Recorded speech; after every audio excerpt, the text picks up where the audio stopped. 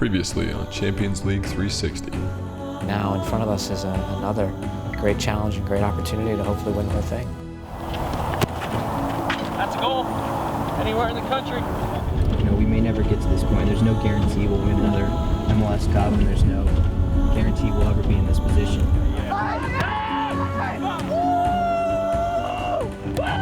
Yeah, it's cool, but at the same time, I think you don't want to get caught up in that now because it's the quarterfinals, you know.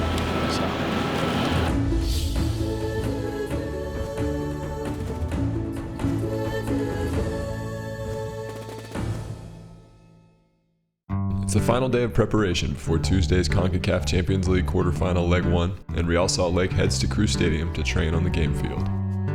Weather conditions are far from ideal, so the players come prepared, some much more than others.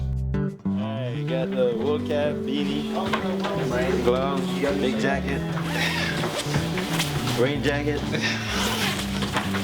sweater, t-shirt, Under Armour, green pants, sweatpants, full body, leggings. Ready to go. You like it? Hey. Before training started, CONCACAF officials registered the players for the competition, going down the roster and making sure every player was present and eligible for Tuesday night's match.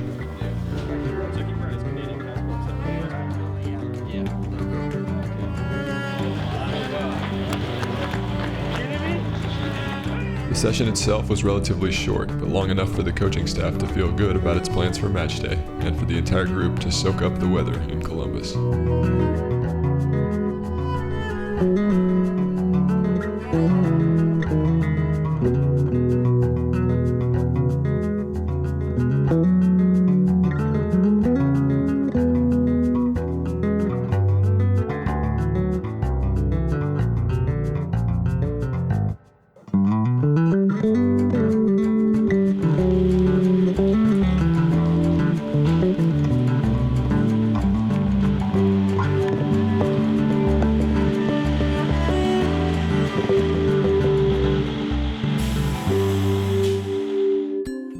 The next task for head coach Jason Kreis was to set up for the team meeting, where the coaches discussed the starting lineup and the crux of their strategy for Tuesday night.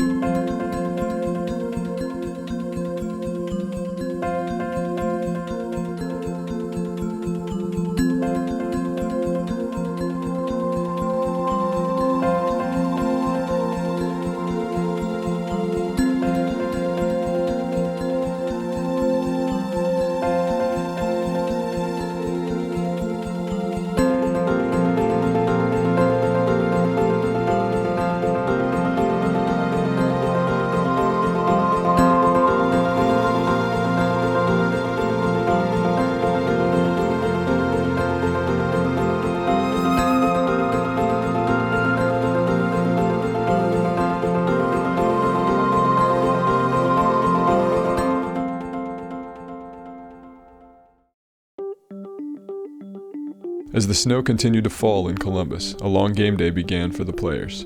Goalkeeper Nick Raimondo was well versed in the art of passing time on the road until the team bus finally departed for the stadium. Game day is usually a long day. You just kind of lay in bed or get down to the lobby, hang out.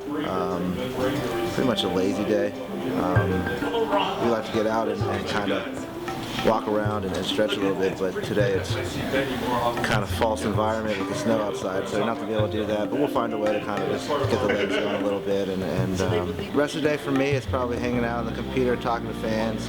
Got the essentials, the MacBook and the iPhone, and just tweeting, staying on Facebook, talking to fans, and hanging out, you know, with my roommate Beckerman, and just hanging out. Pre-game meal, rest, and the game. I think we have a sour taste in our mouths from losing in the playoffs last year. Obviously, this is a competition that we're highly on, and we want to do very well on. And I think we have a lot of anger in us from losing last year, but a lot of focus is in this tournament. And I think this is going to be a good game. Obviously, we prepared for this game, but I don't think we prepared for the snow and the conditions that it's in. So I think it's going to be a battle, and hopefully we can go out there, fight, and get a result.